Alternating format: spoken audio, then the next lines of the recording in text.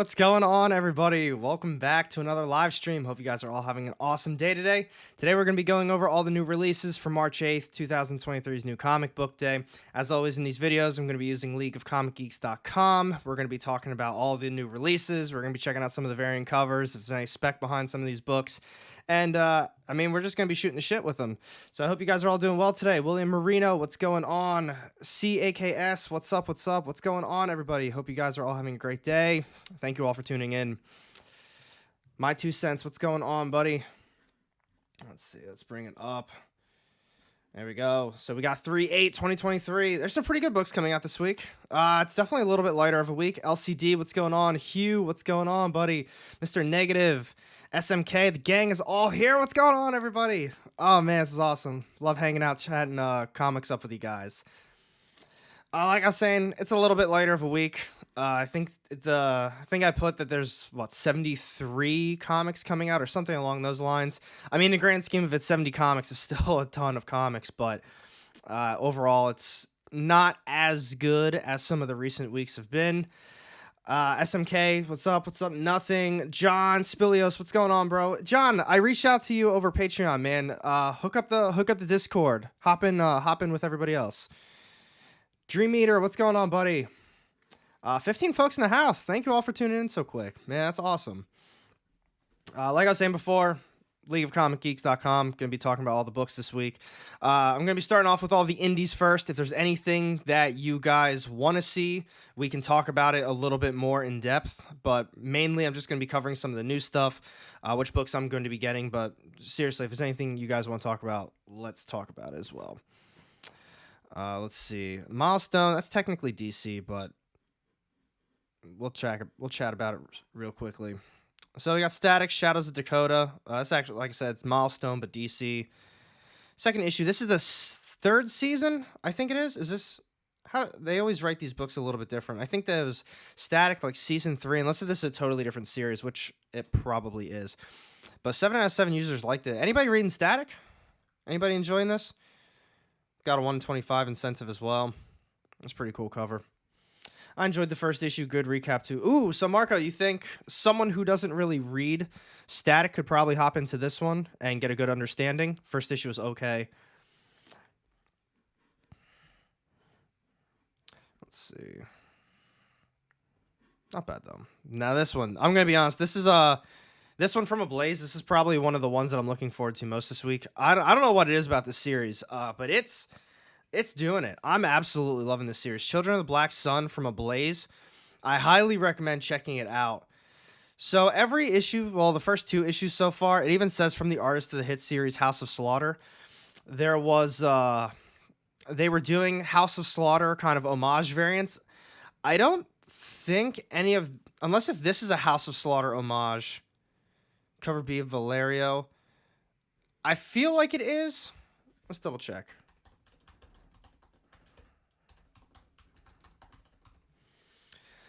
Truth and Faith says, digging Static. Yes, anyone can jump on. All right, cool. That's good to know. Black Sun is fire. Absolutely. I started with the first issue and just jumped in. Think as someone that hasn't read before, they've done a good job. All right, cool. First time reading Static and they recap the first 2 volumes. Oh, that's even better. It's street level, so not a lot of history. All right, so everyone that was might be a little late to the party. If you were interested in Static, Shadows of Dakota, it seems as though even it's issue 2. I don't know exactly which volume this is. I think based on this, the first 2 volumes. So, according to a lot of viewers, you can just jump right into this series without any problems. So that's really good to know. But let's see, House of Slaughter. Like I said, they've been doing. Oh, damn, that's a cool cover. I don't know which one it would have been though. So House of Slaughter 2. I'm telling you, I'm pretty positive this is a House of Slaughter homage. I mean, I know they're doing it. We've got the X-Men homage right there as well. That's a pretty cool one. Although I have been getting all of the House of Slaughter homage variants. I don't think that I would be picking this one up. Which site? I'm using Children of the Black Sun. I'm using League of Comic Geeks. I'm just kind of like panning through the series just to see if any of these like stick out to me as with homages. But I just don't think any of these are an homage for the third issue, and based on it having the giant-sized X-Men as an homage, it's probably likely that they didn't do a House of Slaughter one. That's kind of weird that they would do it for the first two, and then they would just kind of not do that again. Hey, K-Bar, what's going on, buddy? Marco, I was about to dive in the House of Slaughter after issue 5. You said you were enjoying it, then you said it started to fall off again. What do you think? So my thoughts on House of Slaughter is that the first volume, so basically, now that I have it up, I can even talk about it easier. This first volume, I think it's 1 through 5. Is this Edwin? Yeah, Edwin. All right. So 1 through 5 is the first volume with Jace and Aaron. It's pretty bad. I think it's, I take that back. It's fucking god-awful. It's not a good story. The fact is, Aaron's already dead from Something Is Killing the Children, so it's kind of this backstory on him, and to be honest, they didn't really hype him up that much in Something Is Killing Children, so we didn't really need a background story on him, in my opinion. I was more interested in learning about Jace, but we didn't really get into it too much in that first volume. It was just kind of their relationship as they grew together. It's just, I don't know, from going from Something Is Killing the Children to that, it was a massive letdown. Now, when you start to hit issue 6, I believe it's issue 6 through 10. I didn't even realize they went that far with Edwin. So it's issue 6 through 10. They did a separate story with this character named Edwin. I actually really like that. I thought it was really cool. It seems like it plays zero purpose into the grand scheme of House of Slaughter, but I really enjoyed it. And you don't need to read the first volume to understand all the stuff that's going on with Edwin. However, we're back on issue number 11. It looks like March 15th, issue 13 comes out. So 11 and 12, I actually thought were pretty solid issues. I was a little surprised at how much I liked them, but they went a little bit different with the story. So instead of it being kind of in the past with those characters, they're now in the future again. Well, it's in the future. They set up their camp or whatever they were going to do, and they introduced that character right here that's on issue number 12. I don't remember her name off the top, actually, unless if it's on here. No. So I don't remember her name, but it's, in my opinion, I think it's really good. I think they've done a good job with it so far. We'll see what happens with 13 going forward, but for now, hey, it's definitely not that bad. Definitely way better than it was, I'll put it that way. But this series, Children of the Black Sun, this is from Ablaze. They got a couple incentives, 1 in 10, 20, and 30. I usually just go for cover A. This series, it says from the hit artist of House of Slaughter too. It's almost as if, I guess it's not the end of the world, but a big mass event happened on Earth where the sun was blocked out, and everyone kind of went crazy for a little bit. And if you had a baby during that time, or you got pregnant during that time, you had these all pale ass kids, and they've got some powers too. It's a really cool story. I'm a big fan of it. Comic Chef, what's going on, buddy? What's up, AR? Here at work listening to what's coming up this week. Oh, it's awesome. My shop got an Aftershock book this week finally. Samurai Doggy.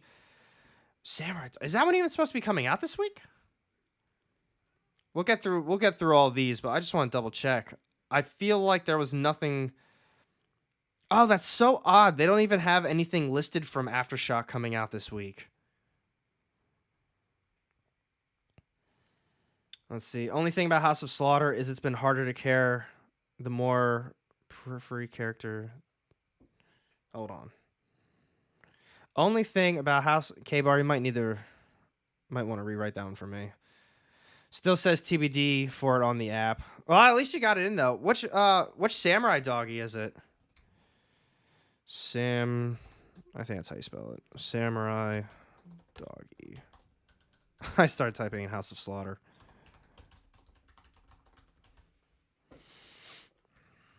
Is it number 3?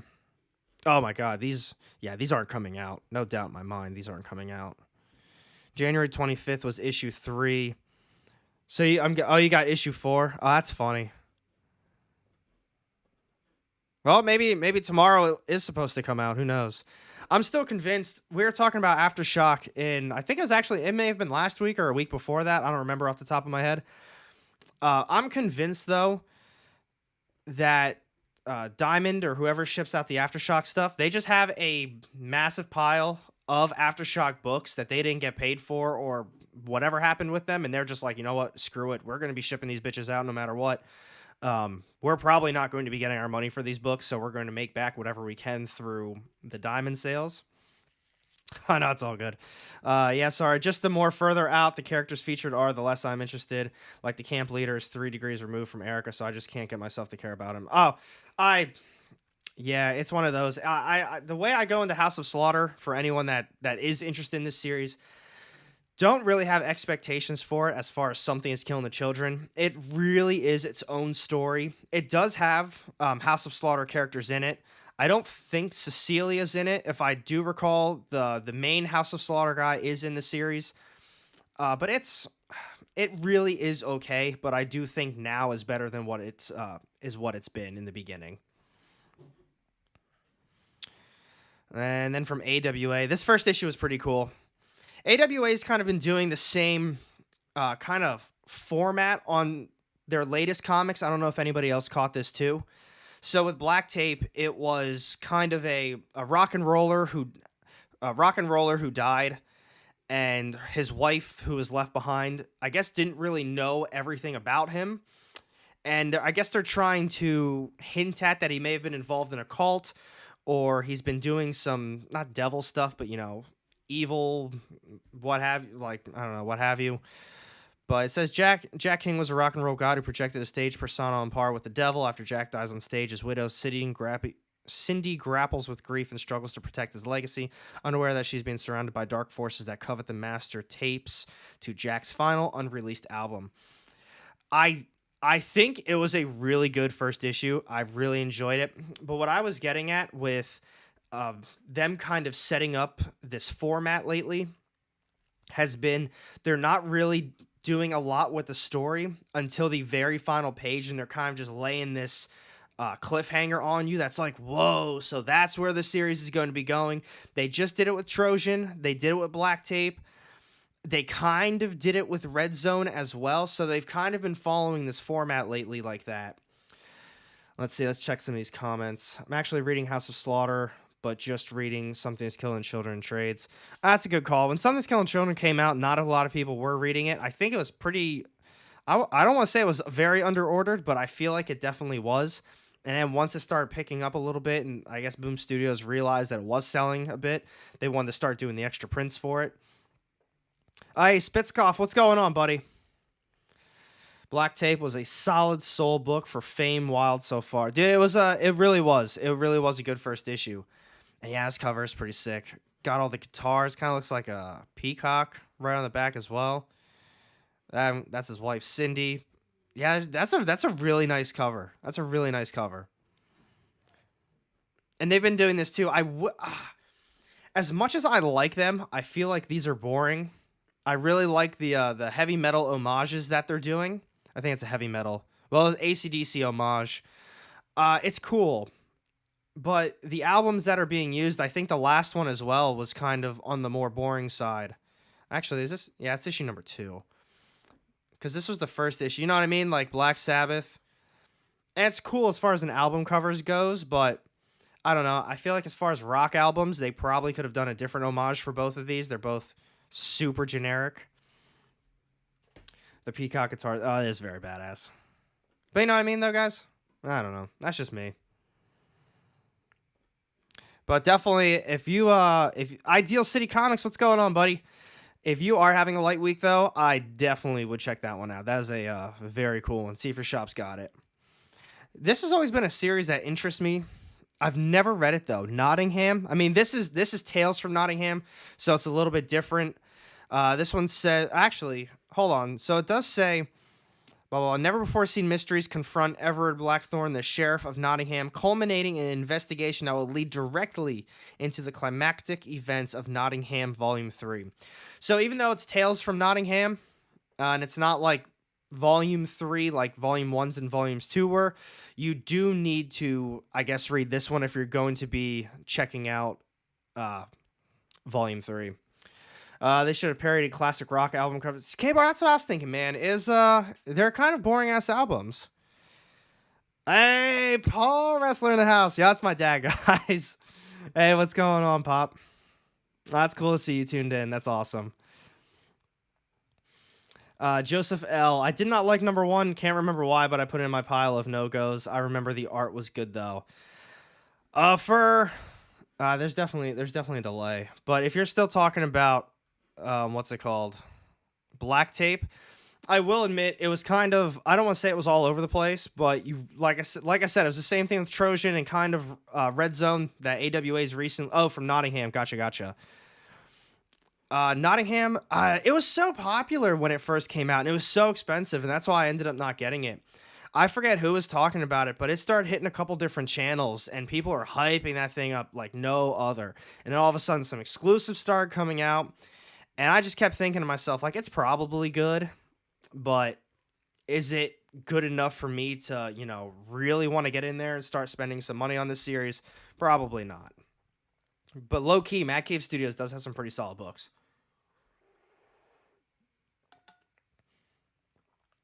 I just wrote Black Tape down on my list for tomorrow. We'll look for one after looking at that number 2. Joseph Hell, I hope you enjoy it. Like I said, it's one of those books that's going to hit you on a cliffhanger where it's leading into where the story is going to be going.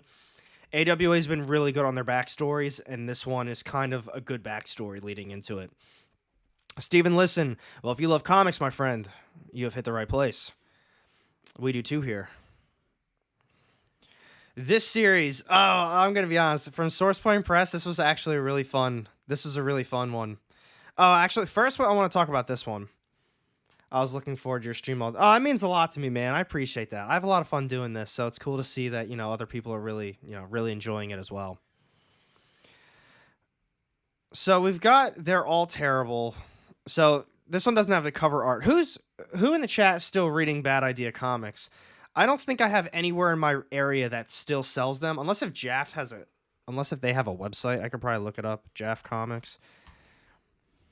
This is the only one I think in my area. I don't think it. I know it. This is the only one in my area that does Bad Idea comics. Wow. So you can. Wow. They have a whole website like this. That's legit. Well, hold on, guys. I'm about to check this out real quick. Marvel Indie. I wonder how they go by indie brand. Bad Idea. They don't have. Actually, that's A. Am I kidding? Look at that. Folks, if you're interested in Bad Idea comics, wow, that's a little pricey. All right, well, they don't have all of them, but they've got some. Let's see. I'm still reading them, John. I used to read Bad Idea, not worth buying them, to be honest. I'm collecting them, but aren't caught up. Read the Finder recently. What site is that? That was Jaff, JAFcomics.com. That's one of the comic shops in my area, and that's the only one that I know sells them in my area. Quality is spot on, but again, lots of other books out there are much better. It kind of sucks. I've been interested. I always say I'm interested in Bad Idea comics, but that's the thing. What am I going to do? Am I going to order it online? Am I going to go out? Because Jaff is, I think, like 30 minutes away from me. Am I going to be driving 30 minutes away to get those books when in reality I don't particularly care about them? So then again, it comes back to, do I want to order them online? Not really. I've had most of their series. I haven't read most of them. I've read ENIAC. I think I read the first 3 issues. It wasn't bad. Quality of the books are pretty solid, though. I will say Karina was on spot with that. Yeah, it really was, AR. But once you touch those books, you go, wow. The quality, for anyone who hasn't had a Bad Idea book, they really are like top-notch quality. The paper, the cardstock covers, they're $8 for They're All Terrible number 3, so take that for what it is. But it really is nice. Sleigh Bells was good, my 2 cents. Sleigh Bells was a good little one-shot they did. If I can recall, Odin's Eye was a pretty good one, too. But they smell... Oh, yo, what? Oh, my God. What book was it? Hold on. I might even have it here. Oh, my God. I got to double check on this one. I got a book, I think it was last week. I think it was this one. Yo, I'm gonna have to do this one on stream. I think it was Blue Book. Let's find out. Was it this one? Yeah, I don't know who else got Blue Book, but my Blue Book has this funky ass smell to it. And I remember reading it the first day I got it, and I was like, "Oh, what the?" It's like it's got like this chemical smell to it. I don't know if it was just mine, but I didn't recall. Like, I picked it up at the shop and I flipped through it, and I was like, "All right, that's cool. I'm gonna give it a shot. We'll see how it goes. It's tiny in it, and it's got aliens and shit, so I'm gonna grab it." But I got it home. I started reading it, and this is where I read my books. I just sit at my little desk here. I was like, "What is that smell?" And I picked it up, and I was like, "Oh my goodness! It's the book. It's got this like chemical odor to it." But I'm glad someone mentioned that. It brought back some horrible memories reading that book. I forgot to even talk about it in the video, but yeah, it's got some funky ass odor to it. Boom has the best smelling books in my opinion. All right.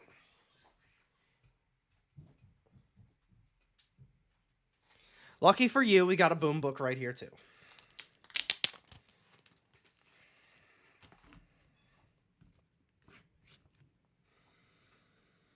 Oh, this one smells like shit too. Oh, that's because it's specs number 4. I'm sorry, guys. It's probably not the. It's not the paper that stinks. It's just the book itself. I'm playing. I'm not playing. The book was pretty bad. It doesn't smell though.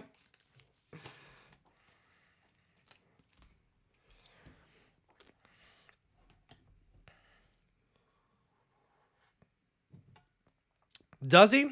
Does Robbie do a best smelling comic of the week? I don't. I'm gonna be real with you guys.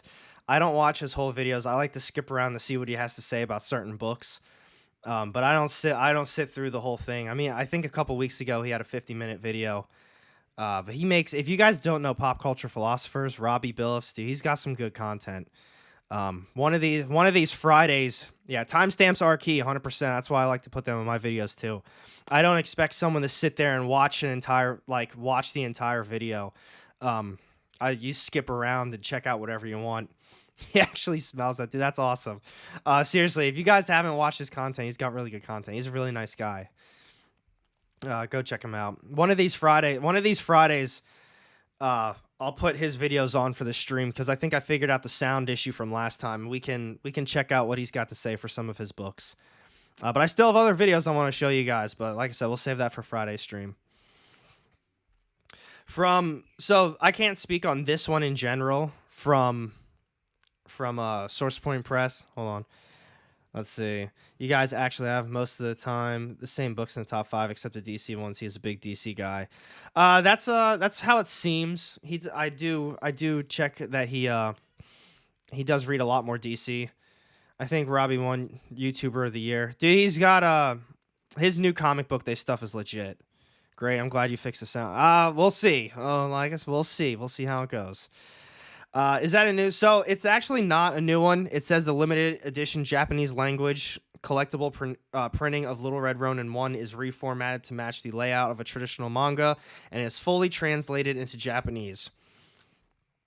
So it seems as though it's literally just a reprint of the Little Red Ronin that we got.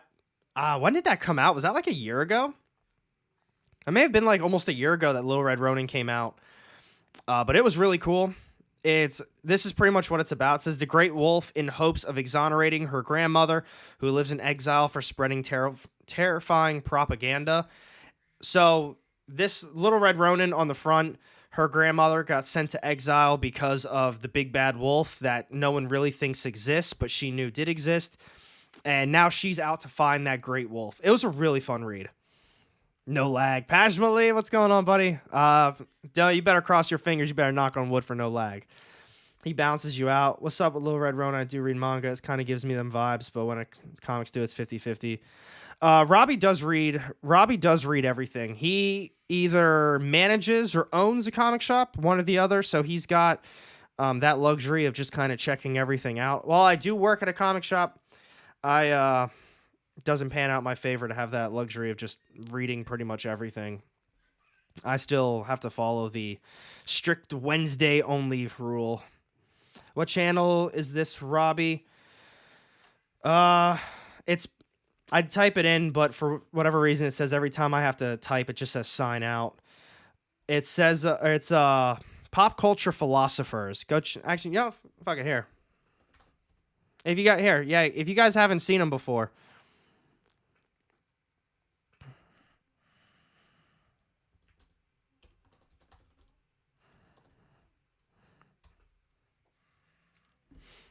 My man Rockin' Robbie right here. This is his channel. So his main videos, he does like a weekly wrap up, and he also does a weekly comic book review. So that's like his two big videos that he puts out every week. Occasionally he puts out something like this, like Best Comics of February. Well, I don't know if he does that every single month, but I obviously see that one. He does go live quite often as well, I think. One day ago, 18 hours ago. So yeah, so he does Rockin' Robbie live. He does a lot of movie reviews as well. So he does go live a lot. 100%, go check him out. He's got some really good stuff. I think you think he won Comic YouTube of 2022. I wouldn't be surprised. He's got a lot of enthusiasm. I'm telling you, this dude's knowledgeable as hell.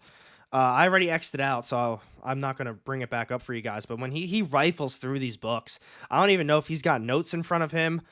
He reads most of them. He reads pretty much all the popular ones, and going from there, I don't know, whatever he wants to read too. But hey, dude, he rifles through them, and he's knowledgeable as all hell. Seriously. He was smelling the book in that preview. Was that what he was doing? I've caught him like doing that. I didn't realize that's what he was actually doing, was smelling them. But as far as Lil Ren Ronin goes, check it out. It looks like they've got some hip-hop variants as well, which is really cool. I haven't seen a hip-hop variant in a minute. What cover is this supposed to be, though? Anybody in the chat know? Let's see. Honestly, Comics Explained is Omega level. Comics Explained is... So here's my thinking as far as the comic book spectrum goes. Comics Explained is probably the best comic book channel if you want to learn about comics. No doubt in my mind. Actually, his name's Rob too. Maybe it's just a Rob name that's really good with comics. But that dude, he's got like a whole team, and his breakdowns on some of these comics are wild. He goes super in depth for everything. And when it's literally Comics Explained, the dude explains everything that's going on that you even need to know about what's happening in the story most of the time. He's like on it. For hardcovers and like trade paperbacks and stuff like that, I think Near Mint Condition is probably the best bet. The dude reviews and has overviews and previews of everything that's coming out. He does previews of all the just trade paperbacks and all that crap coming out too. So he's also, like I said, super, super knowledgeable on that. And then I'd say, yeah, I mean, I make comic book reviews too, but I'd say Rockin' Robbie's probably the best comic book reviewer, just because he does have such a wide range of everything. Very knowledgeable. He's very concise with what he's saying, and they're all very fun people to watch. John Bomarito, yeah, love Omar, seriously, big fan of that. Or not that. I started reading the next comment. I'm sorry. Big fan of him as well. Very nice guy. I would love to do something with him on this channel at one point, but we'll see how that goes. I like the Gem Mint Collectibles guy. He does statue reviews that are badass, and he does Omnibus as well. Yeah, I used to watch some of Gem stuff. I don't know. I haven't kept up with him in quite some time now, but I know he does I know his big thing is statues. Yeah, that's 100% it, Marco, right there. Near Mint has like a sponsorship or something with Marvel, so he gets all the news early, he gets the books early, and he's a very reliable source for everything. I've gotten into statues lately, so I've been binging those videos too. That's awesome. I'm glad you guys are enjoying his stuff as well. Let's see, what else we got? It's I was saying it earlier in the stream, very, very light week for a lot of these books, or a lot of these indie publishers. Not too much other stuff coming out. Unless if there's anything you guys want to talk about with these, that's probably going to be a wrap for me on this. I watched Skeff and Comics in Chaos. There we go. Skeff hasn't been too he hasn't been making a lot of content lately, I don't believe. Thank you, Pajma. Life and Death of Captain Suave. Let me check. I actually saw that one. That was at the very end, wasn't it? Let me bring that up real quick, and I'll go back. Oh, there we go. From Scout Comics. Let's see. AR, thank you, my 2 cents. Bueller and Reggie are my go-tos thus far. I know Bueller does a previews video too. I think Reggie, he does news, if I can recall. Maybe not news, but he just, you know what? I'm going to be honest with you guys. I don't know what Reggie does. I see him pop up on Instagram all the time. I'm guessing that's how you spell it. Reggie collects comics? Oh, that might be why I didn't recognize him. Didn't his thing used to be blue? Or didn't it used to be red? I'm pretty sure. I'm pretty positive he had a logo that was red. And that's probably why yeah, see? He did a lot of red stuff. Let's see. Hulk. Oh, so he does like investments. That makes a lot of sense then. That makes sense. If he does like investments. Hulk 180 better comic. All right, investments, scam, top 10 popular characters.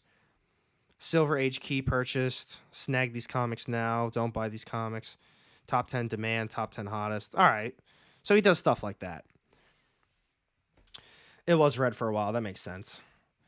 I like this live chat the best. I always learn the most in here. I make my list off your week. Oh, I appreciate that. He does live streams and he owns Swolger Publishing. I've never heard of Swolger Publishing. Is that on? So he does live streams. All right, let's check that out too. Old school cons and giveaways. Future. Oh, that's cool. I'm gonna have to tune in. Rock and Fall. All right, so he does a lot of that stuff. Yeah, I'll have to check. I'll have to tune into one of his. How often does he go? All right, scheduled for 3/8 at 7 o'clock. Well, ain't that convenient, folks? Oh wait, that's tomorrow. So, he is publishing Isolation. They are in issue 3. Oh, that's cool. Well, if anybody's interested in that, let's Isolation comic. Oh, there he is. Reggie collects Isolation from Swolger Publishing. All right. Well, if anyone's interested in supporting Reggie collects, is it Reggie or Reg? I think it was Reggie. Yeah, Reggie collects. Well, if anyone's interested in supporting him, Doug Bratton, Delilah, is that what say Gunderson and Reggie Simmons? There you go. This is his book, I guess. Go check him out if you're interested in supporting creator. That's cool. Thanks for the heads up on that, guys. Comics Elite guys are... the Comics Elite guys, ready. I tried watching Reggie, but he isn't too active in the chat. He's only trying to carry his own message. It happens. There's... Not saying he is that way, but there's a lot of people who go live, and they go live to basically make a video, if you know what I mean, as if they're still just regularly talking to a camera, and then they're like, that's it. I like to do this as a way to just, hang out with you guys as well, talk about these comics, and, the other things I do. Although Thursday, I probably am going to do the top 10 list as a long form video again. I asked a lot of people. They said they'd prefer to see that. Might still go live. We'll do something fun, but 100% Friday, I'll be going live again to hang out with you guys. Comics Elite guys read everything early, but they only review titles they like. See, if I could read everything, holy crap, guys. I would be fucking reading everything and reviewing everything.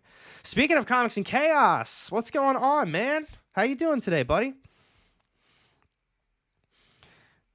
I forget who it was that just mentioned Life and Death of the Brave Captain Suave. I've never read this. I don't know what it's about either, but someone mentioned... Oh, Joseph L., man, thank you for the donation, buddy. You didn't have to do that. Want to join us for a show on Sunday night? Reach out to me on Instagram. It depends on what time on Sunday, because I got some life things that go to bed early on Sundays. If you every day, I guess, if you know what I mean. But I love the top 10 list as a live video. Joseph. Well, I do appreciate that, and we'll see what I can do. I might do it one more week live and go from there. I'm pumped for Stoneheart, won by Emma Kubert. Oh well, speaking of that, we are going to be moving on to Image next. Actually, here, hold on. I don't think we have any Skybound to go with it. Nah, no Skybound. Very, very, very, very light week from Image. Awesome. Sounds good. Yeah, because I can't be too loud, if you know what I mean. Getting that late at night. And I know if you do it with Rage Theo, I know he's a PST guy, so things are a little bit later. I enjoy the top 10 live streams so we can all... it is fun, though. So we'll talk about that one first. The Stoneheart. So we got a brand new series coming out from Image, and Jesus, what a light week it is from Image. So Emma Kubert, what else has Emma Kubert done? I recognize this picture. She does, I think she did a DC book. She also did Radiant Pink. I'm going to be honest, I think Radiant Pink sucks. Oh, Inkblot, that's what it is. I only read the first 2 issues of Inkblot. But yeah, we'll have to do an earlier one sometime to fit you in. All right, man, that's awesome. I appreciate that. I definitely will. I definitely want to do it. Yeah, Radiant Inkblot is great. Is that the one with the cat? Cat. Yeah, there it is. Yeah, I read the first issue or first 2 issues. I didn't realize it was. Holy crap! All right, so that was the last issue apparently. But I don't think it was bad from what I remember. I think this one, when did it come out? September 2nd of 2020. I guess I don't really have an excuse. I think I was still in Oklahoma. They don't get a lot of Image books, or indie books, I should say. Granddaughter of Joe Kubert. I didn't know that. Well, I mean, the name makes sense, but let's see. The artist behind Frank Miller presents blah blah blah blah blah. Oh yeah, it even says it in there. Inkblot and Radiant Pink. A whimsical twisted tale, a new ongoing action-adventure fantasy series. Well, I'll definitely give it a shot. We'll see how it goes. Let's see. For Image, it's Junkyard Joe. I don't think Junkyard Joe's coming out anymore. No Junkyard Joe this week, folks. Here we go. Let's see. The cat is adorable. Bueller usually covers every issue and cover, but he was sick and couldn't do it for this week. Hopefully he feels better. Let's see. I know he used to do the Coffee and Comics too. I don't know if he still does, but I know he did. Let's see. The only comic book dynasty there is at this point. Hey, Tombstone, what's going on, buddy? No, my 2 cents. It looks like Nocterra got bumped to next week. I actually was just looking at that too earlier. I wanted to do a quick little pan over this just to see if there's anything that really stood out to me that I wanted to talk about a little bit more in depth. But I was like, damn, no more Nocterra? I think there's like 2 books that got delayed, and Nocterra was one of them. Oh, yeah, Junkyard Joe's been fire. I still have to read the last 2 issues. I picked up the last one from my shop. Like, it came in, but I had to get the other one late because they got shorted on that. 2 Graves. Which one's that? I saw that one's coming out this week, too. Let's check out 2 Graves. I don't remember if I read Blood Tree. I think I read Blood Tree and Almighty when they first came out. Almighty wasn't that good, though. So it's 2 Graves. Oh, Death Falls in Love. Amelia sees the water. Everything falls apart. Well, I'm going to be honest with you guys. That's not the best of descriptions, in my opinion, but... well, it's a slow burn. I heard that that Texas Blood was a super slow one as well. Let's see. Had to stop when he was traveling in the bus. Oh. Ryan R. What did I miss on music? K-Bar, Nocterra hasn't come out for so long. I forgot it was an ongoing. Oh, they definitely took a nice hiatus on that series. Let's see, what was Blood Tree 1? Oh, dude, Blood Tree 1 sucked. That one was no bueno. I did not like that one at all. The cover is cool, and the idea of it's cool, but it was, yeah, for anyone interested in this one, this was not a good first issue. I'm definitely not going to be grabbing the second one. So it says, blood-spattered angels continue to fall throughout New York City as detectives Azaro and Diaz hunt for a serial killer whose body count grows with each day passing. This first issue jumped like straight into it, and that's not always a bad thing. But the first issue to me read as if it was like an issue 3 or issue number 4. And it's not that I felt lost. It was more of everything that was going on, I guess I just didn't care about, because right off the bat, they jumped into the murder and the angels falling. And it's just some serial killer that I think is not ripping out spines. That's the Whatnot book. They're doing something to these guys, like they're surgically putting on these angel wings, and they're doing some other weird things. But the artwork was okay, and I just no interest. Two Graves is a cool concept. It feels like a creepy road trip with a creepy Grim Reaper. I might have to check that one out then. I might have to give that one a shot. Let's see. This is another one. Almighty #2. So Almighty 2 and Two Graves came out. Well, Almighty 1 and Two Graves 1 came out at the same time. So I remember grabbing them both. Almighty was definitely the better one of the two. But to me, I still don't think Almighty was that great. Now, I will admit, this is a super light week overall. And I'm probably going to pick up Almighty #2. Damn, I hope I even have 10 books. I don't even know if I will. I think I might even moving forward with the top 10 list. So crazy. I got like another idea for it. You know how I did on last Friday, the tier ranking? Instead of 1 through 10, I might just rank them like S being obviously a top tier down to D. I might do it that way. But Almighty, I don't even... Exhausted, Fail, and Dell finally arrive in Longcast City with the brutal Golden State motorcycle gang in hot pursuit. Yeah, it was just... I don't know. My opinion, it was just super all right. Nothing too special about it, in my opinion. Nah, top 10 is better. Yeah, I was debating on it. I always got some random ideas floating around. See, that's the thing, is I don't, I like to make these videos, but I'm not going to... I'm not just going to, keep riding with the same thing forever. I like to change things up every once in a while. That was the other one. Gunslinger Spawn. Gunslinger Spawn and Nocterra were the two that got moved. Gospel. I don't know anyone reading Gospel. It's actually the miniseries finale, so there's that too. Who's writing it? Will Morris, and cover art is Ver. Yeah, I don't know anyone that's reading that one. Let's see. I like the tier stuff, though. Your Marvel tier video was good. Oh, thanks, Pajma. That was a lot of fun. That was a ton of fun. And then we got a brand new one-shot coming out from Image. This is actually Top Cow Productions, but they're always listed under Image. I don't know anything about Top Cow, so I don't know if that's just like a little brother-sister company within Image. But this is illegal poaching is a billion-dollar industry. Black market trade violently interwoven with the bloody work of warlords and international traffickers. South African industrial heir Noah Aaron has dedicated himself to battling this evil on two fronts in two separate lives.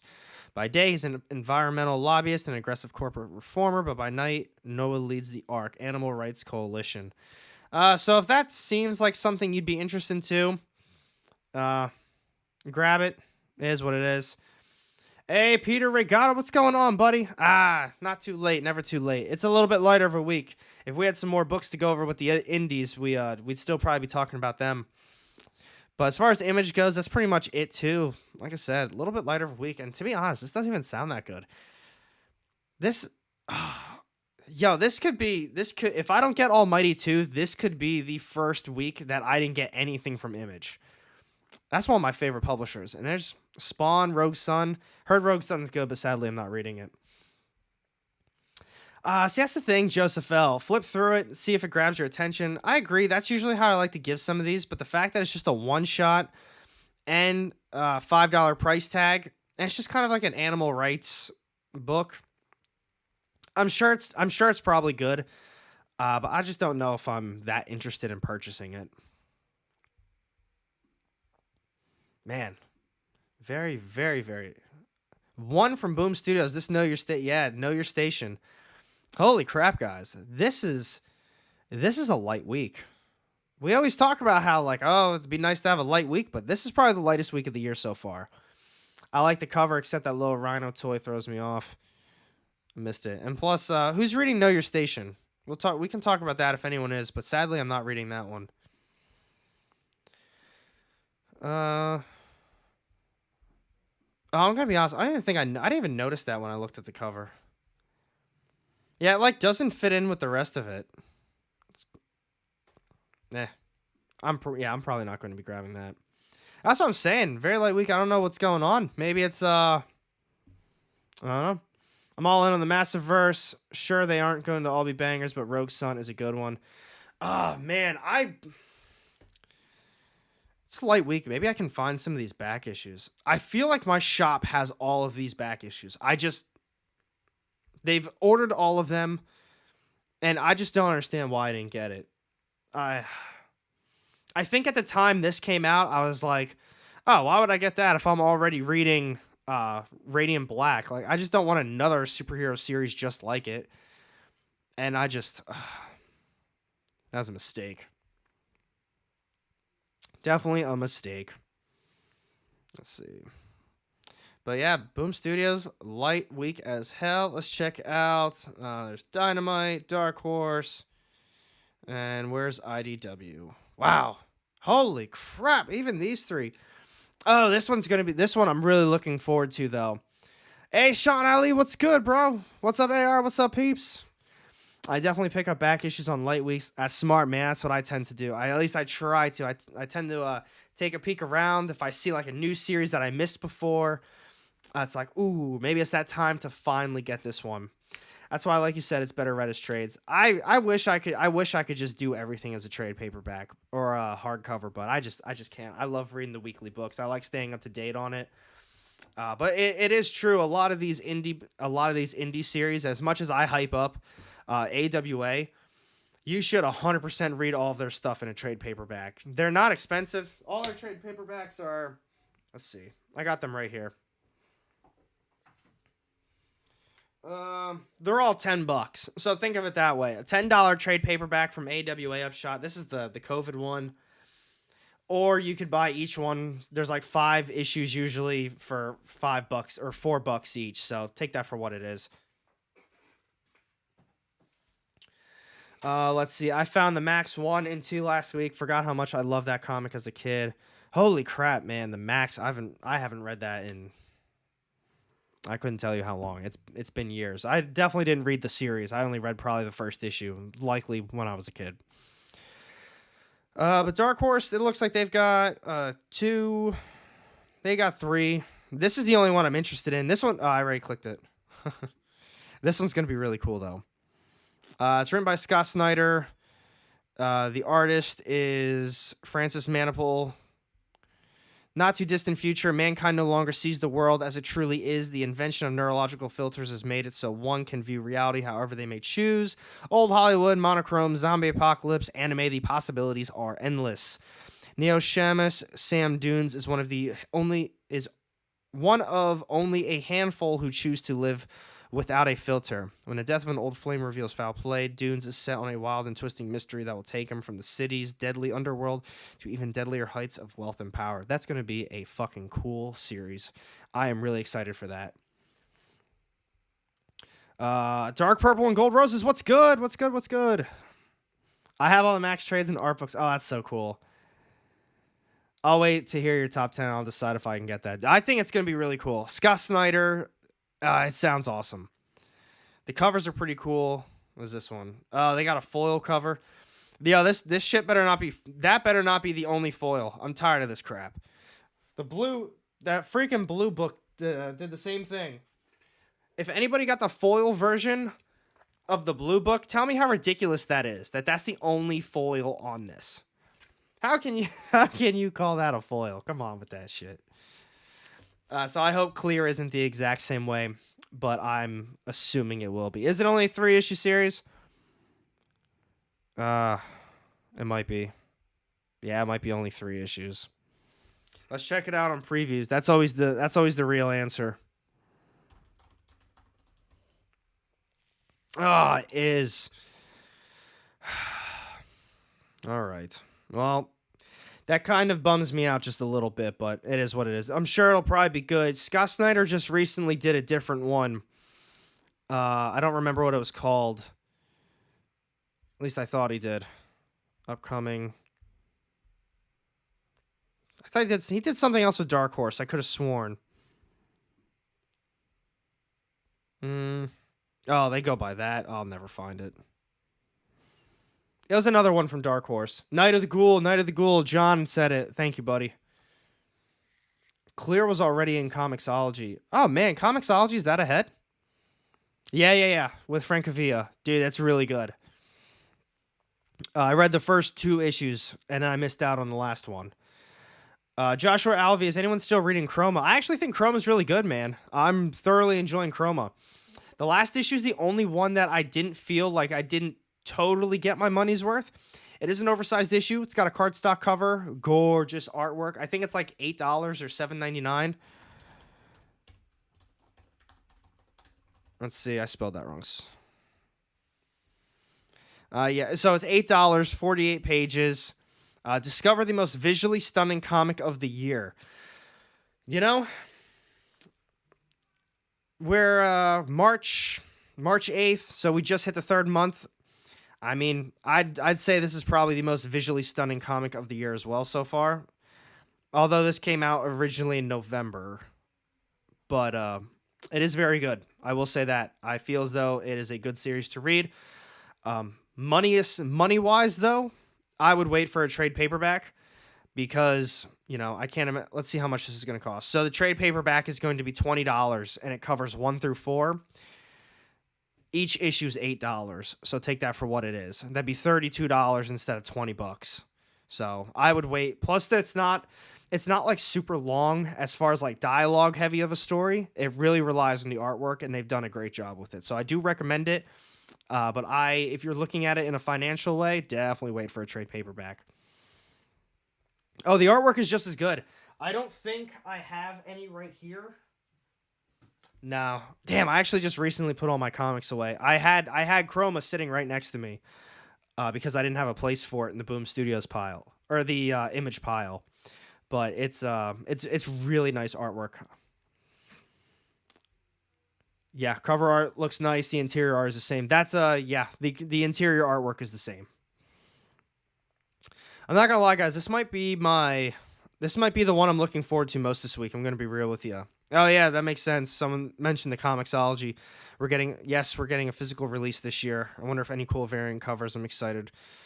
Well, I wonder if we'll get any cool variants. I wonder if Avon, whatever Gemini, took a peek off to the side right there before they made that comment. Because we got quite a few. Outside of that, if anyone is reading these, Vampirella, Red Sonja, and Cherish, I believe these are both the final issues of the series. Stunning finale of Vampirella versus Red Sonja. Anybody reading this series? I'm not too knowledgeable on Vampirella nor Red Sonja. So personally, I didn't jump into Vampirella versus Red Sonja.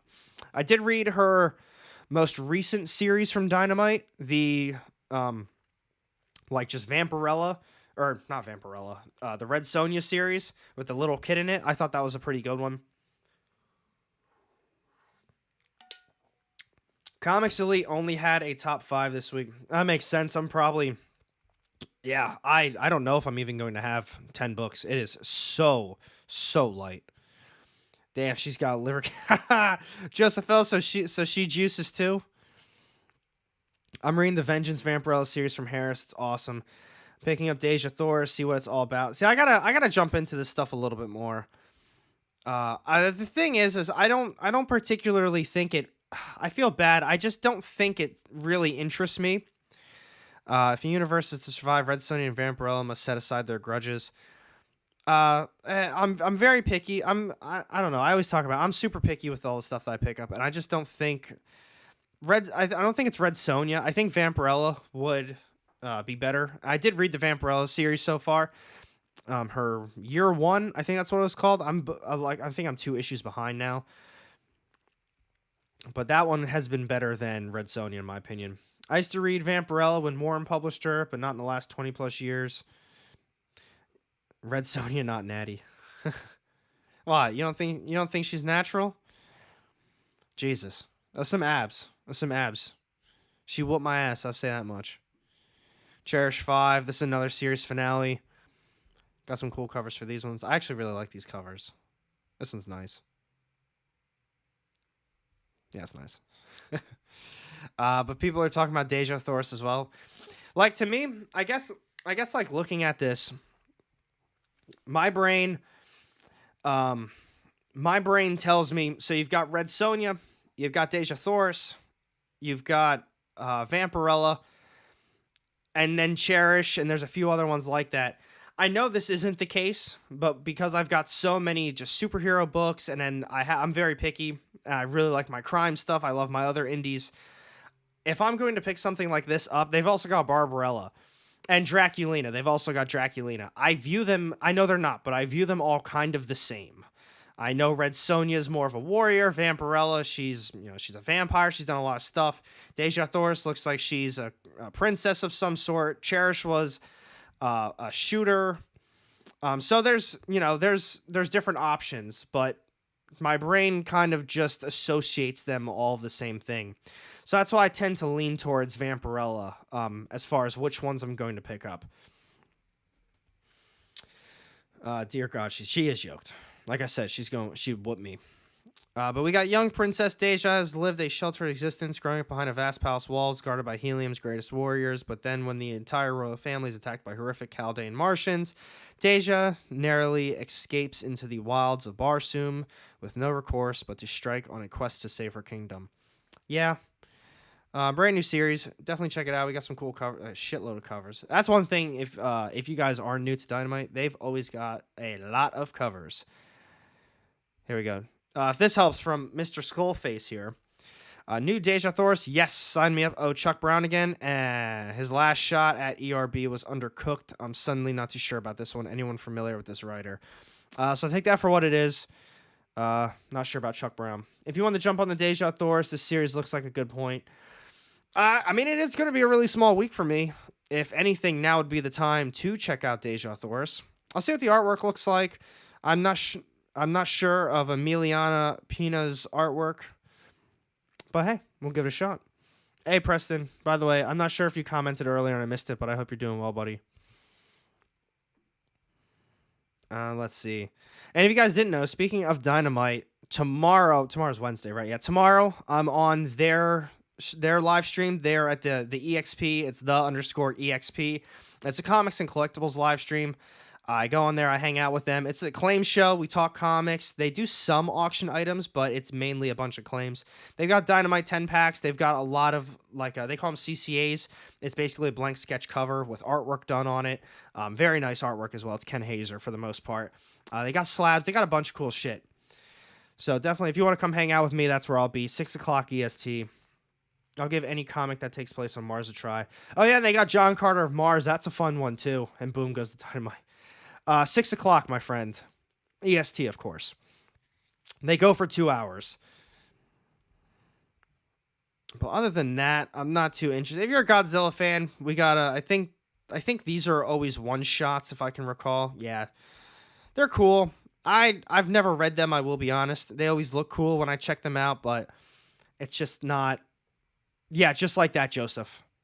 I have all their links. All the links should be down below in the description. Space Job 1 wasn't bad. What was, I remember reading it, and I was like, that sounds interesting. Impeachment. That doesn't sound that bad. What was it? 5 issues? 4 issues? Cool, just subscribe. Cool, yeah, definitely check it out. So like I said, it's Dynamite, but they've got Robbie goes on every Monday with them, too. That's kind of how I got to talking with Robbie a little bit more. I'm on Wednesdays with Rex and John. Rex works there. John just comes to hang out. And then that same crew is on Monday, and Robbie goes and hangs out with them that day. They've got a lot of other stuff, too, though. Bone Factory this week is all about Children of the Black Sun. That's a fact.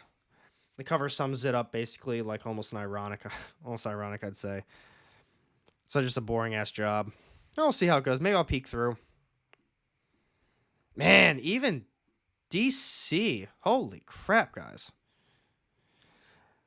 And now they do have Static coming out as well. I talked about that earlier. I'm going to bring it up again because we have a lot more viewers in the house, and that was something I learned. So we're going to quick brush on that really quickly with Static. I'm totally loving Where Monsters Lie. Dude, Where Monsters Lie is really good. It's a very fun read. Definitely check that series out if you can. So real quick, if anyone was interested in this series, it was news to me. Static Shadows of Dakota, issue number 2. You can jump into this series without reading the other 2 volumes. A lot of people in chat said that they started with this one, and they give a nice little recap. Not like an over amount of a recap, but just enough to get you basically started on this character and started on this series. So if you wanted to read Static, but you didn't understand, or you didn't really think that you could jump into it, this is a good spot for you then. But like I said, I don't want to harp on that for too long. The puppet is one of the best comic book characters out right now. Oh, that's that goofy little puppet. I think I got that one sitting right here too. Actually, that came out last week, I think. If anyone's interested in checking out some of the artwork, this is what it looks like. I feel like there's 300 series I'm supposed to be reading by now. Man, I wish I could read all the series. If you want to check out some of the artwork, folks, this is what it looks like. It kind of like half-ass reminds me of Ice Cream Man slightly, but it's like own unique take on it. Nice artwork, but what it basically is we got all these serial killers, right? And they all live in a gated community. They're all safe in this community, but they have kind of a quota, or they've got their weekly or monthly, all right, we got to go out and kill people. But then they just come back to this gated community, and they have chores that they have to do there. They have to take care of it like a regular person lives in a house, I guess. But a lot of stuff happened in that first issue, and then in the second one, everything that happened in that first one is going on in the second one. So tons of action, tons of crazy stuff, and you even get a backstory on the main detective. So it was a very, very solid follow-up issue. Let's see. All right, I didn't miss anything. All right, for DC, is Chip Zdarsky still on this one?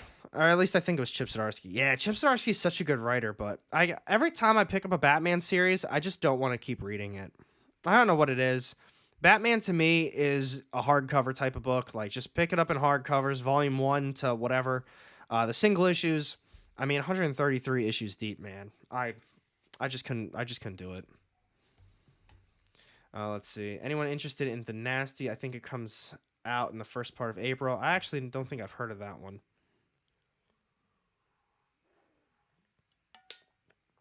Oh, man. That's how I felt about Where Monsters Lie. It felt very original. It didn't feel like I've read something like that before, which is why I really like a lot of indie stuff, because while I stick to a lot of crime and detective type books, if it's something original or has this really unique concept, I tend to stick with it. Look at Stillwater, for example, mainly because we're on Chip Zdarsky. I've been super back and forth in that series, but it's so unique. It's such a creative idea that I felt that I had to stick with it. I had to figure out what was going on in Stillwater. I had to find out what was going to happen and how Chip is going to wrap this entire series up. Is it a great series? No, I don't think so at all. I think he's done a good job with it. And it's one of those, in the beginning, I was like, where could they possibly go with this series? They can't do anything with it because they're confined to the town of Stillwater. He figured it out. He figured out what to do with the story, and I'm really excited for the finale. Finale of Monkey Prince is also out. Is that also this week? No one's even talking about Batman. Is this Batman even good? Oh, there it is. K-Bar said, Chip's Batman is good. He's 6 or 7 issues in. Yeah, this is a hardcover for me. Flash, Poison Ivy. I was going to say, is Monkey Prince even this week? Yeah. So this is the final issue of Monkey Prince? Oh, yeah, part 4 of 4. Are we sure we're not continuing on with it, though?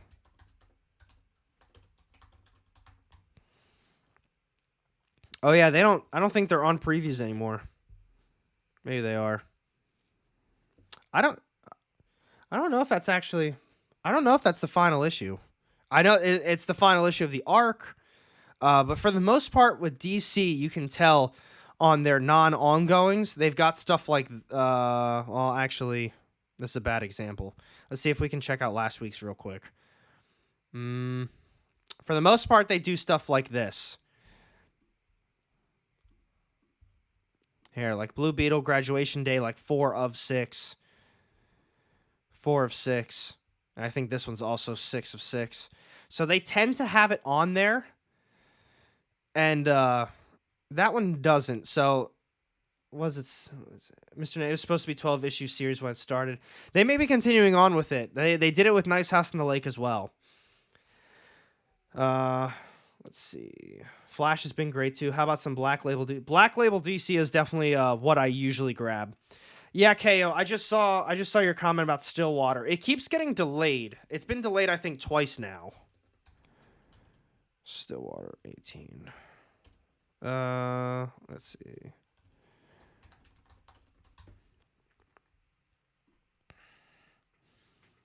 Now it's March 22nd, but I've actually had this up in my videos over the last couple weeks, and yeah, it keeps getting delayed for whatever reason. But originally, I think this was like slated for February. Deadly Duo has been great. We'll bring that one up next. I heard this is fantastic. It feels good in your hands. I think it's more of a cardstock cover, if I can recall. The artwork is really nice. Pajmali, yes, for Stillwater 18, that is the finale, and I hope it actually is the finale. I hope they don't move it into another volume. I don't think I'm going to be continuing on with it if they do another volume.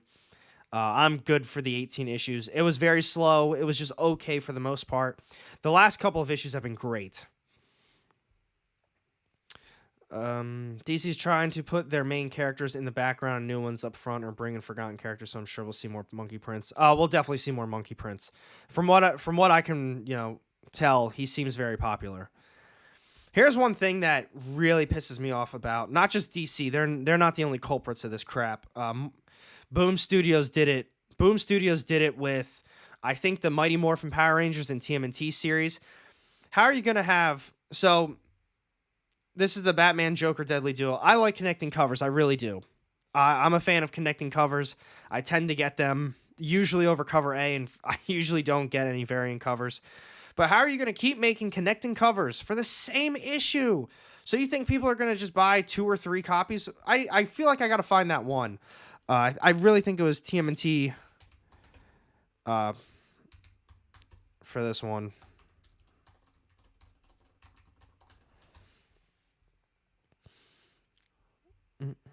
Let's see, is this the one? Because I know they have a volume 2, and I don't think this is volume 2. No, that's the first one. Here we go. Was it issue 1?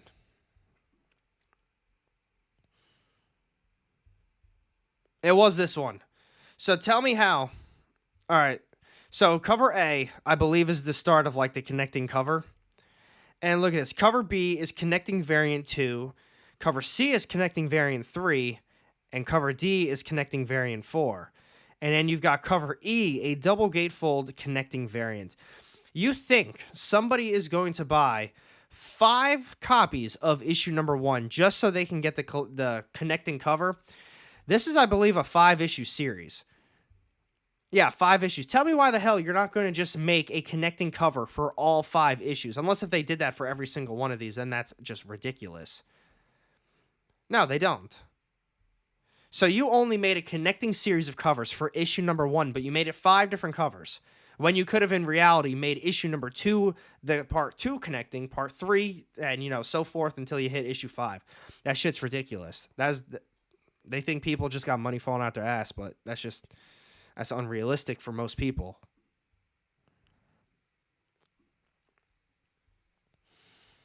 Leighton connected. So the Leighton Iron Man one was good. I'll give you that much. Dan Moore, man, I love it, but yes, I agree with you. I bought all 5 issues. I wanted them, man. I really wanted them. I would love to have gotten all 5 of them, but I couldn't do it. I couldn't justify spending all that money when I was already getting like 12 other issues that week. I wanted to get them all, but didn't after I found out it was all the same issue. So that's what I do. If I'm getting connecting covers, I will get the connecting cover and probably cover A for whatever series it is. But if you're going to make, like this one might be a little different in my book because it's cover B and cover C. But I still probably wouldn't get that because it's like, oh, now I got to get them both. Like, no. They got to artificially pump those numbers up. That's facts, man. Yeah, that's a fact. The Purgatory run was so disappointing. The new one is by the same team, so I'm worried. Purgatory. Did that come out last week? Purgatory. The Purgatory Must Die? Was this last week? Oh, February 1st. Never mind. January 4. 3 just came out. There you go. Where'd that go? WD Deluxe has a dope neon connecting covers coming out right now. I bet all the covers will be in trade. It might be. So that's actually the one thing that really bugs me. So I've got all these TMNTs, or not TMNTs, Power Rangers sitting behind me. Those deluxe books that are, they're kind of expensive. They're like $75 or $70 or whatever. There's only like 10 or 13 issues in there, and then they've got 5 issues of just nothing that has to do with the series. So while they're cool, I don't know if I would recommend reading the Mighty Morphin Power Rangers that way. I don't know if I would recommend that one. I was able to leave them all in my pull box, and I bought them. Oh, that's better, man. That's a better way to do it. That's a smart move on your end, so it's not like you're buying it all at once. My LCS would be super cool with that. If you just put it in the bag, they're totally cool with that stuff. Got the Kickstarter box. Oh, my God, John. I wanted that box set so bad. Hey, if you guys haven't seen this, I got to bring it up. I got to bring this up.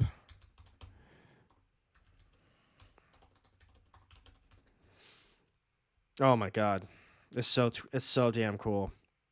I'm jealous of you.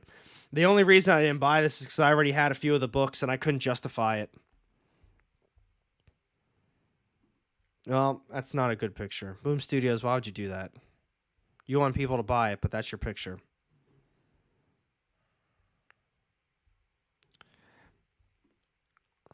There we go.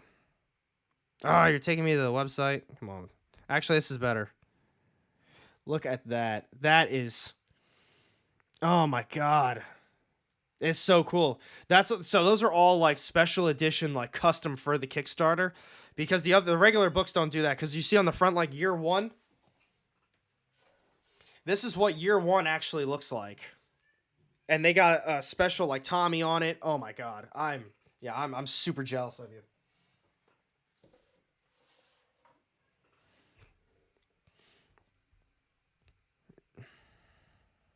Yeah, very, very jealous.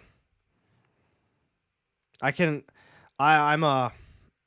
imagine how much that's going to sell for once it's like officially on the market and out. Ouroboros, what's going on, buddy? It could be me with bad connection. Hopefully it's just you though. But this one, yeah, I heard this is really good. Now that we're back onto it, this is going to be a hardcover for me. But then we got a new series. We'll talk about this one. I also heard this is good, and we'll bring up that one then again really quick. Actually, we'll bring that up too. Yeah, it is. Peter Regatta. This Joker is not the one where he is hot. For some reason, I don't know. Let's find out.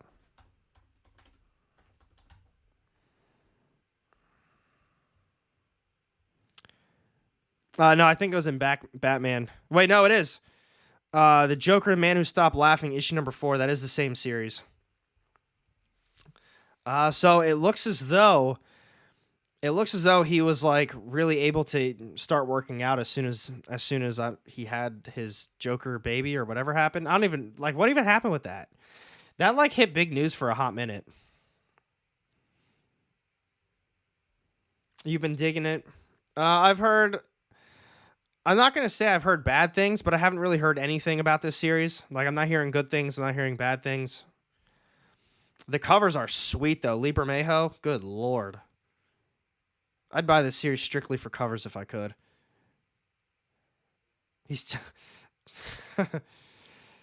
The Joker baby was a fever dream. Oh, wait, was it legit like a fever dream in the series, or like what happened with that?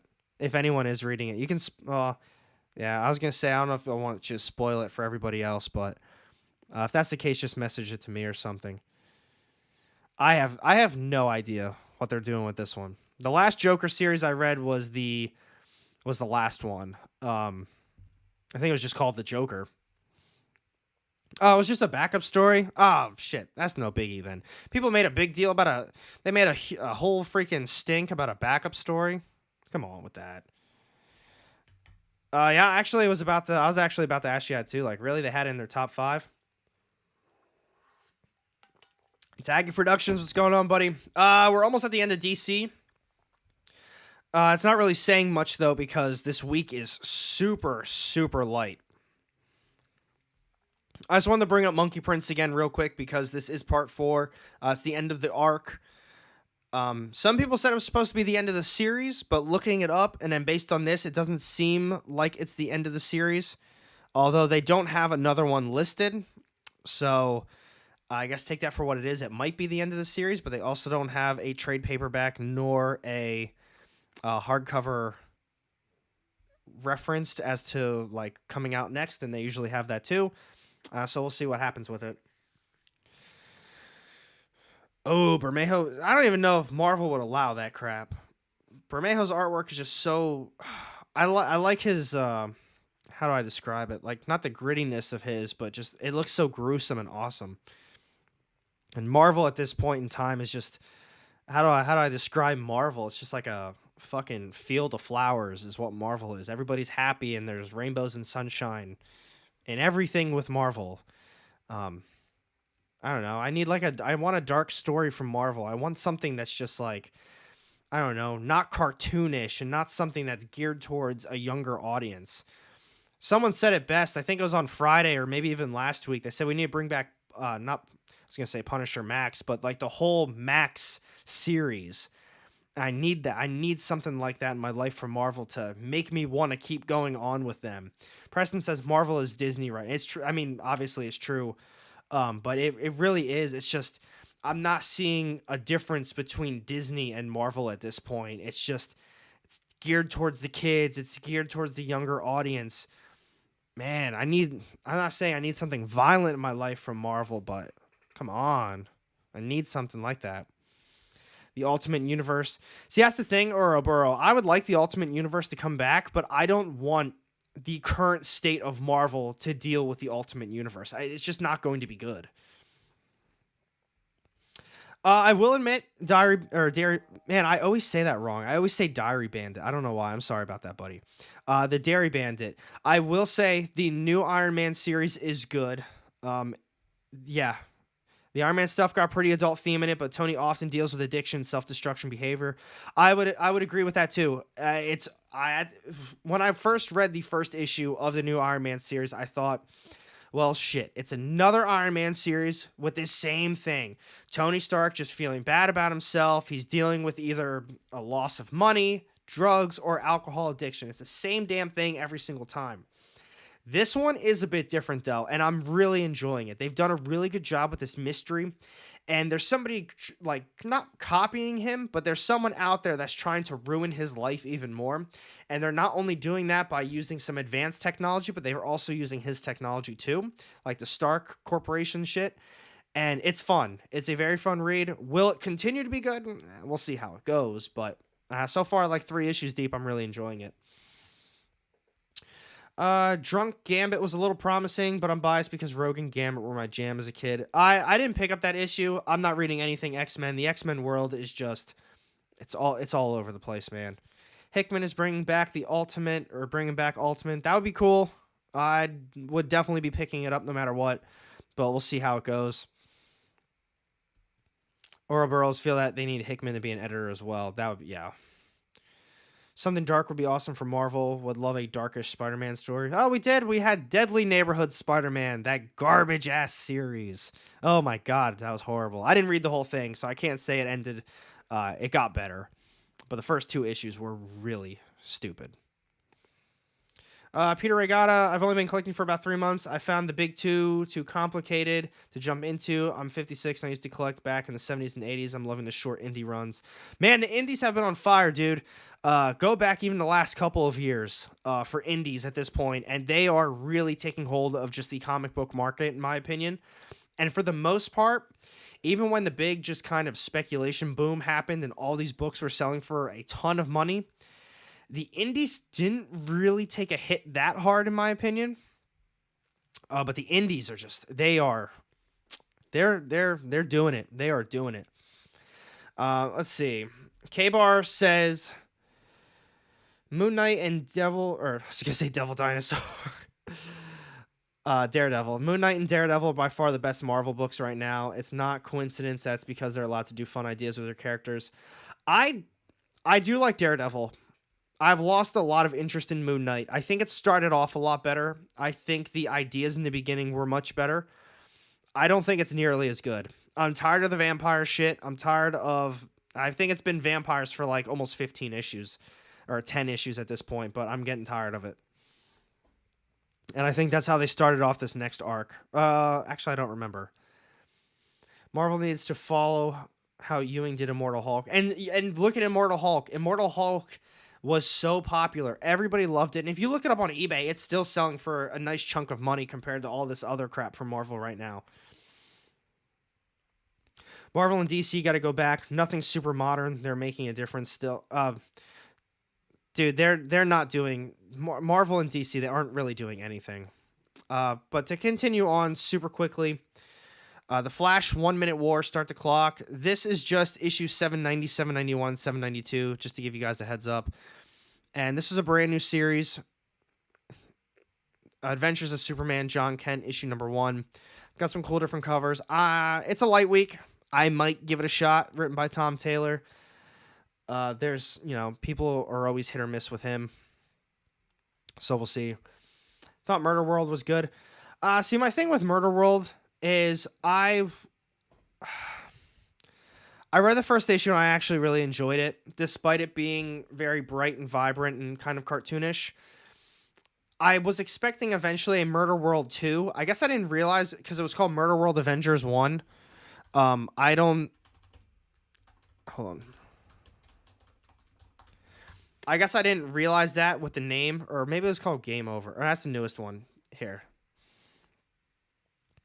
Yeah, I kind of just looked at this as Murder World number 1. I don't know why the Avengers never fazed me on here. But then they came out with all these other Murder World stories, and they were all named number 1. And then they just recently did the Murder World Game Over, and that was the final issue of the series. But it's... I don't know. Where's I going with that? They keep making a number 1, and I hate that Marvel does that crap. But not their mainline stuff except Superman. Right now, I feel like DC really shines with their imprints in their darker themed books, such as Swamp Thing. That's a fact. That's an absolute fact. I think they're hitting just topics that comic book readers want to read more. They want something that's more geared towards them. And I mean, people understand it. Comics, it's a kid thing. When comics came out, it was for kids. But they still had good stories, and they were just, well told. They were well developed over the years, and people loved it. But now it's just, I don't think anybody cares. They're just making crap just to make something at this point. They're trying to get as much money as they possibly can from some of these characters. And KO says it should have been Murder World 1 through 5. Absolutely. Yeah, Joshua Alvey, they screwed up Murder World numbering. That's why I didn't keep picking it up. I was waiting for number 2 the whole time. And I wasn't going to buy the tie-ins, but the tie-ins were the actual story. And I didn't know that. They need to make Black Label more mainstream. The Black Label titles, Marco, are just so good. But to me, that's it for DC this week. I mean, it's just, I keep talking about it. It's a light week. Maybe I'll check out Adventures of Superman, but outside of that, it's a light one. Get Milestone out. Here we go. Good old Marvel. We got 17 issues this week. So by far the most of any of the other publishers. That's the same. That's, man, Derry, I'm talking right now with this. I tell so many people, I talk about this with so many people, is Marvel's numbering system is so screwed up. Even ASM 21. How many times are they going to keep restarting ASM? Just like go with it for a little while and take a nice break or something. Call it quits, restart. But my God, it's like they restart it every year because, or every 2 years because the series probably sucks and they're just like, all right, we're just going to restart it. They did that with Strange Academy. We've got Strange Academy Finals, which, you know, they did add an extra word onto there, but it's the exact same storyline. A new reader cannot jump into that. It will make no sense to them. They did it with another thing. They did it with Star Wars High Republic. Although I will say, even though it's the same exact title, I think someone was telling me that this was a prequel. So take that for what it is. The same can also be said for Predator. They've already got a Predator series, man. It's issues like 1 through 5 or 1 through 6. If you're going to follow just this whole restarting with number 1 when it's a brand new volume, then you have to do the same thing with at least Alien, because I'm putting Alien and Predator in the same category for this conversation. Alien did, I think, 1 through 15, and then they restarted at number 1. But all of their arcs, like their arcs volumes, have been a completely different story. And that's what Predator is too. This Predator 1 is a totally different story from the first volume that they came out with. So I can at least understand why they're calling it a number 1. But if you're going to do it for Predator, then you have to do it for Alien. And since you've already had 15 plus issues for Alien, do the same thing with Predator. Make a reader realize that and be like, oh, this is the start of a new arc that I can jump onto, but it's issue number 6. You know what I mean? They gotta get their numbering system a little bit better. But yeah, K-Bar says Marvel spams new number 1s because it slightly sells more, but it's annoying as F. It's true, it does sell more. Imagine we got 43 people in the house right now. Well, a couple dropped. Bye. But imagine you saw Predator 6 or you saw Predator 1 and they both said brand new story. You're probably going to be more inclined to pick up Predator number 1 because it's a brand new start. It's a number 1. You can start fresh from the beginning. But in reality, it would be the same exact thing if it said Predator number 6 on it. So to me, it really is just them trying to sell more comics. I think this is the last, for all you ASM fans out there, is this the last one? No, this is, I think, the first issue with, now I gotta double check. All right, let me double check super quick. 20 was this one. The last one with Dodson, and, yes, so issue 21 doesn't have Joe Kelly or Terry Dodson on it anymore. They now have Zeb Wells on it. And Zeb Wells, I think, did some other ASM recently that I was not a fan of. Marvel is tripping. Indies all the way, baby. I'm about that. I agree with that too, Marco. I did really like the story. I didn't think the artwork was that bad. But I will admit, it's not what I feel as though Predator should be. It kind of looks like a lot of the other Marvel shit that's on the market right now. Oh, I officially dropped ASM. It's god-awful. This is literally one of my favorite characters, and I can't read. I can't read it. It's so bad. And I either get a lot of hate for this, or I get a lot of praise. Like, oh, yeah, 100%, I agree with you. I can't get past this artwork. It is so bad. And everyone always says, oh, John Romita Jr., he's a legend. You need to respect him. Oh, I respect him all right. But I'm not going to say it's good. I'm going to give you my real opinion on it. It's tough to look at. It's not that good. It is what it is. And like I said, it's my opinion, but if the story is just okay, but the artwork is great, I'll power through it. Maybe the story will get better. But if the story sucks and I can't even look at the artwork, then I'm not going to buy that shit. That's a waste of my $4, and I'll put that towards something else. What did Joshua Alvey, what did he just do? Didn't he just do ASM and it was god awful? Was he on for all of the Beyond Corporation stuff? Maybe stop buying Action Comics. I don't even care if it starts to improve. It's just going to go right back to garbage. I hate his blocky character. I mean, look at it. He's got that's what it is. It looks the same. It's the exact same thing right there. It doesn't look good. The interior artwork's just as bad. Wrote the first 18 issues of this. All right, so that's why I didn't like it either. Yeah, it's terrible. I was gonna say I read something with Zeb Wells on it recently, with ASM. I couldn't remember if it was the Beyond Corporation stuff or this one because I've got most of these issues. I just haven't read them. But it's terrible.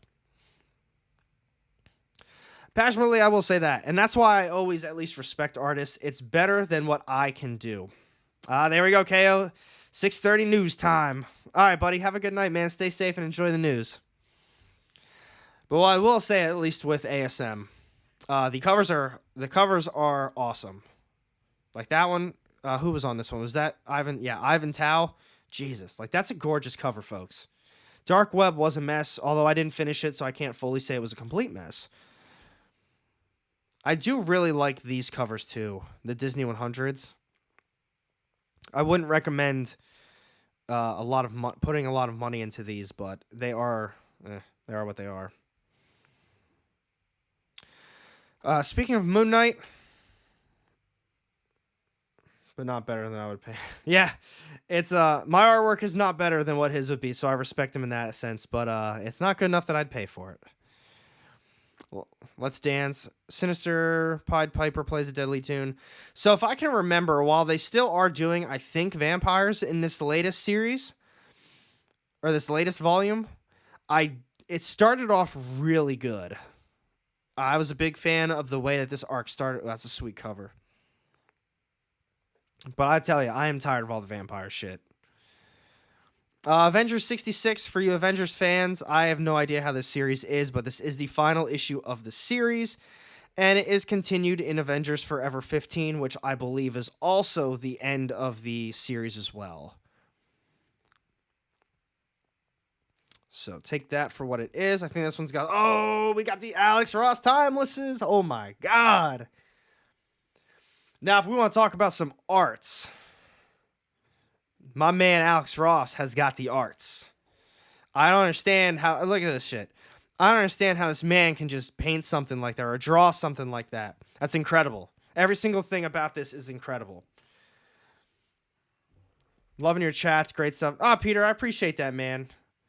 I am not a fan of the Alex Ross variants. Yes, you are. Don't lie to chat right now.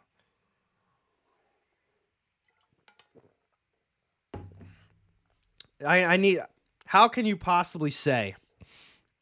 How can you possibly say you don't like this? What about this you don't like? Or you can't be a fan? There are too many timeless variants for me to afford, but that Ultron stuff... I agree with that. I can't afford all of them. Oh, yeah, dude. I agree with that as well. There's going to be like 50 issues. There's basically a timeless for every single book that comes out. I don't understand how he does it, but I respect it. Sways. I'm sorry if I'm gonna butcher your name. Juanendo, you inspire me, man. Love your... Nah, man, dude. This whole channel is based on the community. I appreciate you guys so much. I love doing this stuff. I love talking comics with you guys. If I didn't have the community to talk with, I would not be doing these videos. I can promise you that. You guys make it 100%. I'm tied between the Art Germ and the Alex Ross variants. What was the Art? Does the Art Germ have one for this? Oh, just Art Germ in general. Art Germ is also extremely good. Oh, the Mephisto one is so... Oh my god. Was Mephisto this week or is Mephisto next week? I don't remember. What would he even be on? Oh, was it Scarlet Witch? Yes. Oh my god. This series sucks, but this cover is so nice. Oh my god.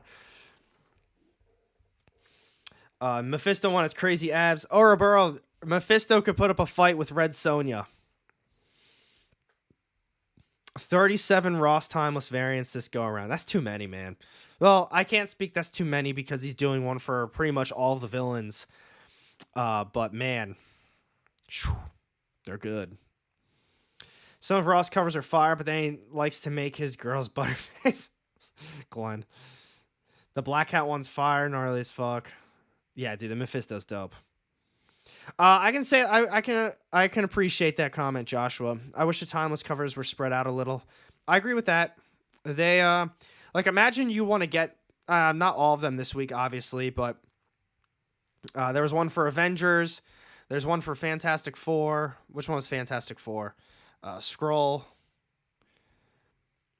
So, all right, let's actually bring them all up. Let's see. I think Black Cat's got one. I don't think Black Panther has one. We'll talk about all these books, but let's bring up some of the... Yeah, Black Panther didn't have one. Let's see. Silver Surfer, I don't believe had one, but for some reason I think Bloodline does. Nope, I was wrong. It might only be 4 this week, which is still a lot. Thoughts on the Disney 100-year anniversary variants? I'll bring up Spider-Man again because I know this one for a fact has one this week. I think they're really nice. I can promise you I wouldn't spend a lot of money on them. I've seen some people talk about these as far as like specs, like spec videos go. I think that they would be a little bit better as far as speculation if they didn't have a lot of them, but I think they've been coming out with at least one a week. And this, like, I mean, it is really nice. I will say that. It is a very cool cover. But I don't think I'd spend more than like 10 or 15 bucks on this. I can't say what they're selling for on eBay right now. I mean, I could just look it up and call it a day. Disney 100 variants. 9.8, $120. This one, oh shit, that's a 1 in 100. Like these aren't going to sell for that much. No doubt in my mind. $4 for this one, new listing, $4. So like $4, I would get this. I would actually get this. And to be honest, if I was more of a Disney fan, I'd probably put it on display. But as you can tell here, these are $10 for both of these. $100 for the 1 in 100. Will it sell for... Let's see. Let's see what they actually sell for, so we can get a good idea. That is fucking cool, though. I will say that. That one is really cool. Where is sold? Disney 100 are dope, but just order the color. That's what I'm saying. Just order the color ones. So $66. This one sold for $130. $125 for the Hulk one. $100. It's Canada though. $180. Nah, I would not be spending this type of money at all. $300. Holy shit. $180. United Kingdom though. $400. Nah, I'm not. I wouldn't dream of spending that much money on this stuff, folks. I wouldn't dream of it. Not worth it. That's what I'm saying. Just get the colored version of it. Then it's got color and it's a fraction, a massive fraction of the price. 1 in 100. Does that mean they only printed 100? Joseph. So what that would mean is that the shop would have to order 100 copies of, say, ASM, and then they can get that cover. The homage cover fitting, it does. Yes, every 2 weeks for Disney. So they are pumping them out pretty consistently. I wouldn't be spending that much money on it though. Not at all. For not ASM. So we talked about those books. Scarlet Witch has been god awful. I'm not hearing anything good about Fantastic Four either. Nightcrawlers is not new. I want to bring up, actually, well, this was for Mephisto. Like, that's obviously, we just got done looking at that one a little bit. And down goes one of my lights. Let's see. We got Ultron. We took a peek at this one. We talked about that book. The Fantastic Four, Super Scroll cover. So if they order 200, yes. Does the X-Men one have one? Let's take a peek. Is this the X-Men? What's the X-Men? Oh, this X-Men. Good call. We got Phoenix. That one's really cool too. Damn. And we got Pajma out here saying, that's okay. Not a big fan. Actually, no, what was the exact words? Not a fan of Alex Ross variants. Man, you crazy. Nah, that's dope cover. Yeah, that Dark Phoenix one is nuts. Super Skrull one's okay. I will admit, it's all right. Not too bad. I'm actually not a fan of these. They might be 1 in 100s, but I really don't like them that much. Like, if I, as crazy as it sounds, if I had an option to get the 1 in 100 or just the regular one, I would get the regular one. People have been doing this since X-Men 1. I bought 6 different copies. Oh, that's dope. This one is fire as well, folks. Oh my god. No, I didn't. I missed out on a lot of them. I actually didn't buy them. He said, so did you get all the Alex Ross variants for the heroes? I didn't. I got whatever ones I was for my ongoings. I tend to not just buy things for covers. It's crazy. My single issues, I get rid of my single issues basically as soon as the series is over. Holy crap, Pajma. That's where you're wrong again, my friend. Now, you know, I can't say you're wrong. Everybody's got an opinion. I just choose to believe that you've got the wrong opinion on this one. No, I'm biased. I really love Alex Ross's artwork. That's probably my favorite artist. Let's see. Larry, oh yeah. That was not towards me. My Black Panther fans out there. That's a tongue twister a little bit. This is the series finale. I am collecting the entire series for the Alex Ross artwork. Pajma's least favorite artist out there. But I gave up after like the 7th issue or something like that. I don't think it's good at all. It's a pretty bad series. It may have gotten better. So I can't say it's continued to be bad, but I didn't like the beginning, even like up to 5 or 6. I read up to the point where, what was it? Right to the point where he left Wakanda and he's being chased down. They think he's a murderer or something. I was like, I'm done. I don't really care that much. Right behind Peach Momoko. You know, I will admit, Peach Momoko is extremely hit or miss. I wasn't a fan of Peach Momoko for a very long time. I've come to respect her artwork a lot more. I will say it's still not particularly for me, but she's got a Hulk one next week that I'll check out super quick for you guys. That I do think is really nice. I do like this cover. But like I said, she is super hit or miss. But I do like that one. But now back to the rest of Marvel because we don't have much left. I've heard it's only gotten worse. That sucks. Ridley is very diverse writer, apparently. Hey, John's Comics with Kids. What's going on, buddy? I hope you're doing well. Definitely check out his content, too. Here. I know we're winding down, but if you guys didn't know, John's Comics with Kids also makes YouTube content.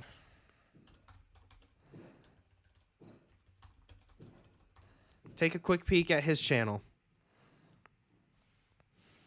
So he's got videos. I know he does a lot of shorts on IG, but he's got a lot of shorts on YouTube as well. As far as his video goes, as you can tell, he's taken a little bit of a hiatus on his main videos, but his shorts, from what I'm aware, or from what I see, he's still pretty consistent with them. I believe, from what I remember, I was going to say, you go live a lot more often. I tune in every once in a while. I like your stuff, buddy. But yeah, go give him a sub. He's got some good comic content as well. We'll peek this one. A new series. And bang bang, another new series. Hey, no problem at all, buddy. I appreciate you popping in. So X-23 Deadly Regenesis. I am really excited for X-23 stuff. I'm a big fan of that character. The covers, I was going to say, I don't think she has an Alex Ross. And speaking of Peach Momoko, meh. It's okay. Somebody commented and said, it's Erica Schultz, so you shouldn't be too excited for it. I don't... Alright, well, Hallows Eve wasn't that great. I can't say that I've read much, if any, of Erica Schultz's stuff, so I'm keeping my opinion very, I'm keeping an open mind on this one. I haven't read her stuff. But someone commented that, and I'm sticking to it.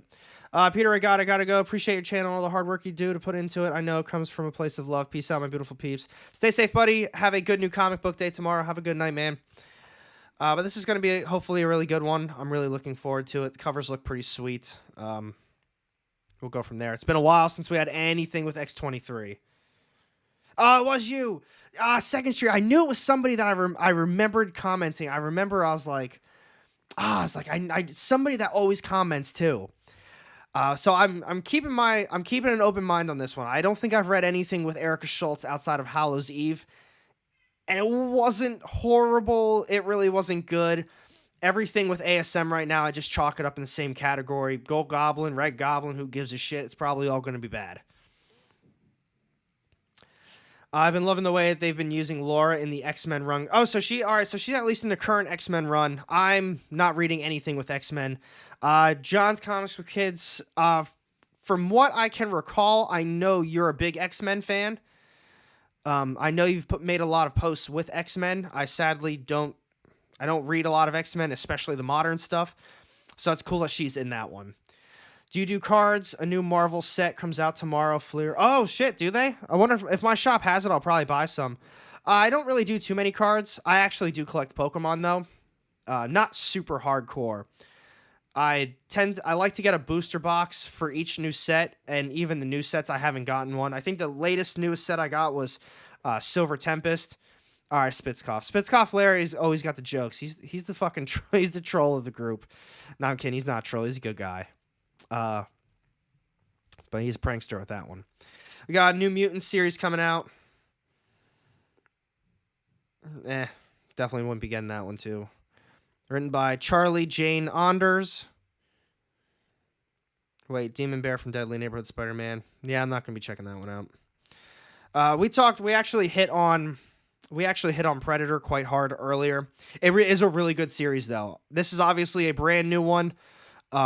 It's not going to have, I forget her name from the first volume. It's not going to have her at all in it, that to my knowledge. So this is a start fresh, pick it up, go from there.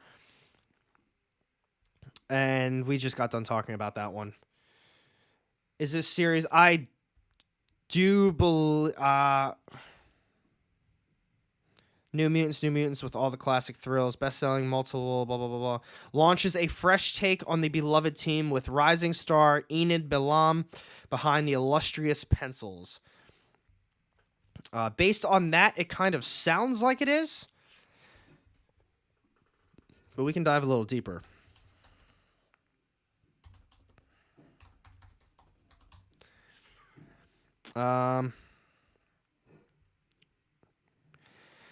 Celebrate the 40th. I think this was the latest issue, to my knowledge. Actually, no. All right, so for you New Mutants fans, it looks like the New Mutants Lethal Legion 1, is going to be the new Mutants series because 33 was the final one for them. And it's from the same writer as well, so if you like that writer, probably going to like this one too. I'm an X fan, so I'm getting X Mutants at number 1, so hope it's a good jumping on point. Let's hope so. And then we got some Star Wars. This is the last book I'm going to talk about. We got Bloodline, Daughter of Blade 2. I heard it's pretty bad. Written by Danny Lore. I did not read it, so I can say that. But from the people who did read it, I've heard it's not too good. I mean, do got a Peach Momoko cover for you Peach Momoko fans out there. Looking at you, Pajmali. So there we go.